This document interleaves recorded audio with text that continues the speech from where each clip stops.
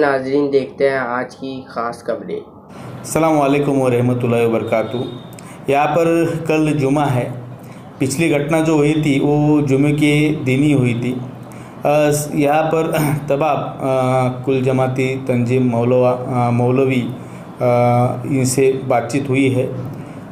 सभी आवाम को यहाँ पर मैं ये आश्वासित करना चाहता हूँ कि जो भी इसके बाद गिरफ्तारियाँ होंगी वो जो इसमें ज़िम्मेदार है, जिसने गुनाह किया है, उसकी ही यहाँ पर गिरफ्तारी होगी। कोई भी आवाम खौफ ना करे, अपने अपने जो व्यवहार है, कारोबार है, वो अपने अपने तरीके से शुरू रखे, जारी रखे। कल जुमा है, यहाँ पर पूरा पुलिस बंदोबस्त तैनात किया गया है और रूट मार्च भी किया गया है। कोई भी अगर ऐसी अफवाह फैलाने की कोशिश करता है तो उसके ऊपर पूरी कड़ी कार्रवाई की जाएंगी। आवाम को फिर से मैं ये एक बार यहाँ पर आह्वान करता हूँ कि कोई भी अगर फेसबुक, व्हाट्सएप या यूट्यूब के माध्यम से अफवाह फैलाने की कोशिश करता है तो तुरंत पुलिस प्रशासन को वो बात बताए। उनके ऊपर कड़ी से कड़ी यहाँ पर हम कार्रवाई करेंगे।